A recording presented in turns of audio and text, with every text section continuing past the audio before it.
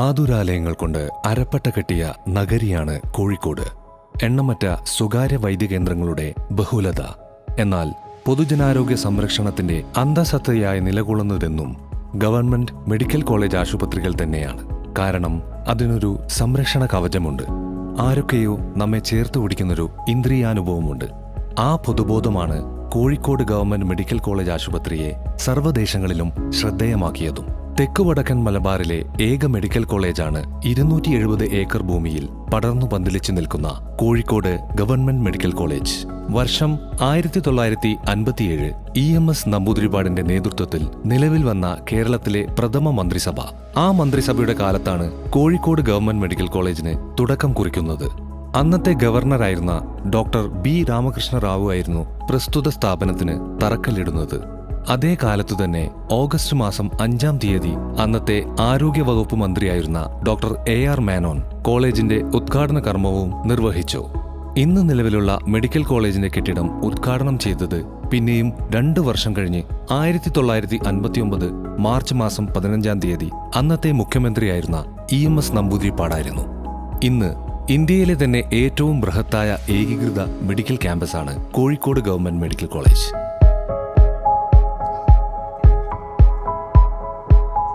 സംസ്ഥാന ജനസംഖ്യയുടെ 40% ആളുകൾക്കും സേവനം നൽകാൻ ഈ സ്ഥാപനം ഇപ്പോൾ പര്യാപ്തമാണ്. വാർഷിക പ്രവേശനത്തിന്റെ അംഗസംഖ്യ 250ലേക്ക് ഉയർന്നതോടെ PG കോഴ്സുകൾ 28 എണ്ണവും സൂപ്പർ സ്പെഷ്യാലിറ്റി കോഴ്സുകൾ 10 എണ്ണവും ചേർന്ന് 56ഓളം കോഴ്സുകളാണ് ആനുപാതികമായി ഉയർന്നത്. 1250ഓളം മെഡിക്കൽ വിദ്യാർത്ഥികളും 732ഓളം PG വിദ്യാർത്ഥികളും 638 പാരാമെഡിക്കൽ വിദ്യാർത്ഥികളും ഉൾപ്പെടെ 2640 കുട്ടികളാണ് ഓരോ വർഷവും വിദ്യാഭ്യാസം പൂർത്തിയാക്കി ബിരുദം നേടുന്നത്. ഈ വർഷം 2 കോഴ്സുകൾക്ക് കൂടി നമുക്ക് NMCയുടെ അംഗീകാരം കിട്ടിയിട്ടുണ്ട്. അടുത്തു തന്നെ അത് തുടങ്ങാനുള്ള നടപടികളായിട്ട് നമ്മൾ മുന്നോട്ട് പോയിക്കൊണ്ടിരിക്കുകയാണ്. MD ന്യൂക്ലിയർ മെഡിസിൻ കേരളത്തിൽ ആദ്യമായാണ്. രണ്ടാമത്തെ കോഴ്സ് MCH സർജിക്കൽ ഗാസ്ട്രോ ഒക്കെയുള്ള ഒരു സാങ്ഷൻ നമുക്ക് ഈ വർഷം കിട്ടിയിട്ടുണ്ട്. അതും അടുത്തു തന്നെ തുടങ്ങാനുള്ള നടപടികളുമായിട്ട് മുന്നോട്ട് പോവുകയാണ്. രാജ്യത്തിലെ തന്നെ ഏറ്റവും അധികം കിടപ്പ് സംവിധാനമുള്ള ആശുപത്രിയാണിന്ന് കോഴിക്കോട് മെഡിക്കൽ കോളേജ് ആശുപത്രി. 3025ഓളം ബെഡുകളാണ് രോഗികൾക്കായി ഇവിടെ സജ്ജമാക്കിയിരിക്കുന്നത്. 1975 മാതൃശിശുക്കളുടെ ആരോഗ്യ സേവനം സുശക്തമാക്കുന്നതിനായാണ് institute of maternal and child health അഥവാ മാതൃശിശു ആരോഗ്യ വിഭാഗം പ്രാരംഭം കുറിക്കുന്നത്. 610ഓളം കിടപ്പ് സംവിധാനങ്ങളാണ് രോഗികൾക്കായി ഇവിടെ ഒരുക്കിയിരിക്കുന്നത്. 1982 സ്ഥാപിതമായ മറ്റൊരു അനുബന്ധ സ്ഥാപനമാണ് കോഴിക്കോട് ഡെന്റൽ കോളേജ്. ഇപ്പോൾ ഇതൊരു സ്വതന്ത്ര സ്ഥാപനമായാണ് പ്രവർത്തിക്കുന്നത്. 1992 ശിലാസ്ഥാപനം നടത്തിയ സൂപ്പർ സ്പെഷ്യാലിറ്റി ഹോസ്പിറ്റൽ കോംപ്ലക്സ് 2006 പൂർത്തിയാകുന്നത്.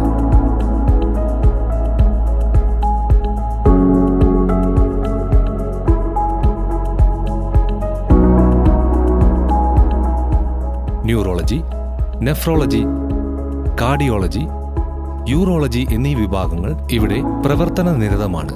ഇന്ന് കോഴിക്കോട് മെഡിക്കൽ കോളേജിനെ ലോകോത്തര നിലവാരത്തിലേക്ക് ഉയർത്താനുള്ള ആർജവത്തോടെയുള്ള പരിശ്രമത്തിലാണ് ഇടതുപക്ഷ സർക്കാർ.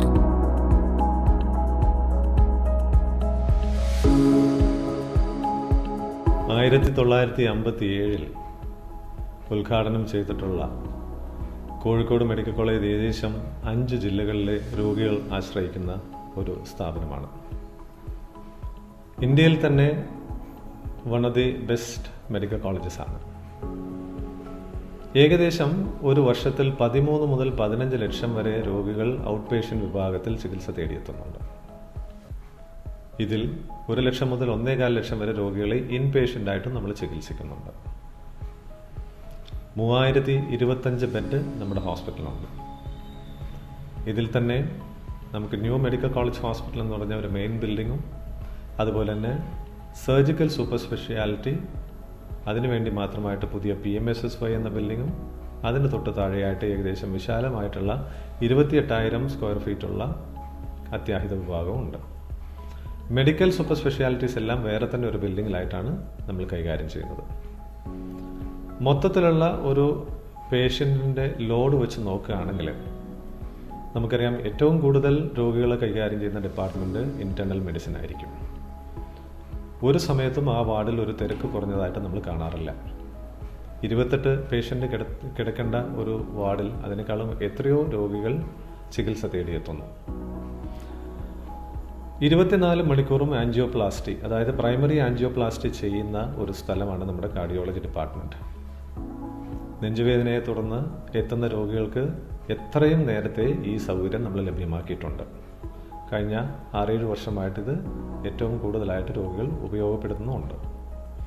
20 മുതൽ 25 കേസ് വരെ ഒരു ദിവസം നമ്മൾ ആൻജിയോപ്ലാസ്റ്റി, അതായത് പ്രൈമറി ആൻജിയോപ്ലാസ്റ്റി എന്നുള്ള പ്രൊസീജിയർ ചെയ്യുന്നുണ്ട്.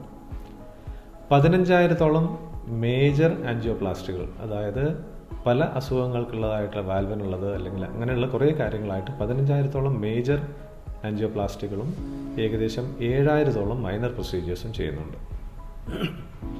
കാർഡിയോതൊറാസിക് സർജറി ആലോചിക്കുകയാണെങ്കിൽ 1970-ൽ പ്രൊഫസർ അച്യുതൻ നായരാണ് ഇവിടെ കോഴിക്കോട് മെഡിക്കൽ കോളേജിൽ കാർഡിയോതൊറാസിക് സർജറി ഡിപ്പാർട്ട്മെൻറ്റ് സ്റ്റാർട്ട് ചെയ്തത്.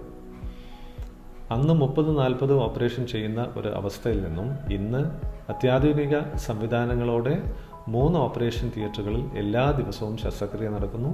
800 മുതൽ 1000 ഓപ്പറേഷൻസ് വരെ ഒരു വർഷത്തിൽ നടക്കുന്നുണ്ട്.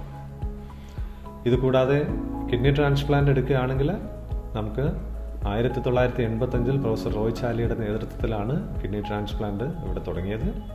അന്നു മുതൽ ഇന്ന് വരെ എല്ലാ ആഴ്ചയിലും ഒരു സർജറി അല്ലെങ്കിൽ എമർജൻസി ആയിട്ടുള്ള സർജറികൾ, ചിലപ്പോൾ അതല്ലെങ്കിൽ 2 സർജറി ആയിട്ട് എല്ലാ ആഴ്ചയിലും കിഡ്നി മാറ്റിവെക്കൽ ശസ്ത്രക്രിയയും ഇവിടെ സുഖമായിട്ട് നടന്നു പോകുന്നുണ്ട്. ഓർത്തോപെഡിക്സിനെ ആലോചിക്കുകയാണെങ്കിൽ ജോയിൻറ്റ് റീപ്ലേസ്മെൻറ്റ് സർജറീസ് അല്ലെങ്കിൽ ആർത്രോസ്കോപ്പി എന്നുള്ള നൂതന സംവിധാനങ്ങൾ, സ്പൈൻ സർജറീസ്, അതുപോലെ തന്നെ നട്ടലിൻ്റെ വളവ് നികത്തുന്ന സർജറികൾ, എല്ലാ കോംപ്ലിക്കേറ്റഡ് ആയിട്ടുള്ളതും കോംപ്ലക്സ് ആയിട്ടുള്ള സർജറീസും ഇവിടെ നടന്നു വരുന്നുണ്ട്. സംസ്ഥാനാധികാരം ഇടതു സർക്കാരിന് കൈവന്നതിന് ശേഷം കോഴിക്കോട് മാതൃശിശു സംരക്ഷണ കേന്ദ്രത്തിൽ മാത്രം നടപ്പിലായ പ്രവർത്തന നേട്ടങ്ങൾ എടുത്തു പറയേണ്ടത് തന്നെയാണ്. 2022-ൽ 96% മാർക്കോട് കൂടിയാണ് പ്ലാറ്റിനം ബാഡ്ജുമായി ലക്ഷ്യയുടെ ദേശീയ അംഗീകാരം കോഴിക്കോട് മാതൃശിശു സംരക്ഷണ കേന്ദ്രത്തിന് ലഭിക്കുന്നത്. മാതൃശിശുക്കളുടെ മരണനിരക്ക് തുലോം തുച്ഛമാക്കുകയായിരുന്നു ലക്ഷ്യയുടെ ലക്ഷ്യം. ആ ലക്ഷ്യത്തെ മുൻനിർത്തിക്കൊണ്ടിവിടെ ലേബർ റൂമിന്റെയും ഓപ്പറേഷൻ തിയേറ്ററുകളുടെയും ഭൗതിക സാഹചര്യങ്ങൾ നൂതനവും കാര്യക്ഷമവുമാക്കി. ഒപ്പം അതിതീവ്ര പരിചരണം അർഹിക്കുന്ന ഗർഭിണികൾക്ക് വെന്റിലേറ്ററുകൾ ഘടിപ്പിച്ച ICU, ഹൈ അപ്ലൻഡൻസി യൂണിറ്റ് എന്നിവയും സജ്ജമാക്കി.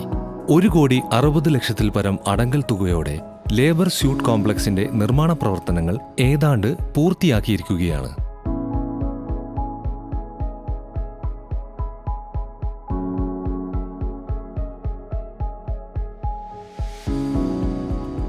മിൽക്ക് ബാങ്ക് ആദ്യമായിട്ട് കേരളത്തിൽ ആരംഭിച്ചത് IMCHലാണ്. പുതിയ സഖി ലേബർ റൂം എന്ന് പറഞ്ഞാൽ ബൈസ്റ്റാൻഡറോട് ബൈസ്റ്റാൻഡർ കൂടെ നിർത്തിയിട്ട് നമ്മുടെ ലേബറും പ്രസവം നടത്തുന്ന ആദ്യത്തെ ആശുപത്രിയും നമ്മുടെ IMCH. കഴിഞ്ഞ 4 വർഷത്തിനുള്ളിൽ ഗൈനക്കിൻ്റെ ക്വാളിറ്റി അംഗീകാരമായ ലക്ഷ്യ 96% നമുക്ക് കിട്ടിയിട്ടുണ്ട്. 99.25% മാർക്കോടുകൂടി മാതൃശിശു സംരക്ഷണ കേന്ദ്രത്തിനു ലഭിച്ച മറ്റൊരു ബഹുമതിയാണ് mother and baby friendly hospital ഇനീഷ്യേറ്റിന്റെ അംഗീകാരം. നവജാത ശിശുക്കളുടെ 28 ദിവസം നീണ്ടു നിൽക്കുന്ന പ്രത്യേക പരിചരണത്തിനായാണ് കോഴിക്കോട് മെഡിക്കൽ കോളേജിൽ നിയോനാറ്റോളജി വിഭാഗം ആരംഭിക്കുന്നത്. കുഞ്ഞുങ്ങൾക്കായുള്ള പ്രത്യേക ICU, ഇൻക്യുബേറ്റർ, വെന്റിലേറ്റർ തുടങ്ങിയ ഏറ്റവും ആധുനികമായ സംവിധാനങ്ങളാണ് ഈ വിഭാഗത്തിൽ ഒരുക്കിയിരിക്കുന്നത്. സംസ്ഥാനത്ത് ആദ്യമായി പ്രവർത്തിച്ചു തുടങ്ങിയ ഒരു സംരംഭമാണ് മദർ ന്യൂബോൺ കെയർ യൂണിറ്റ്.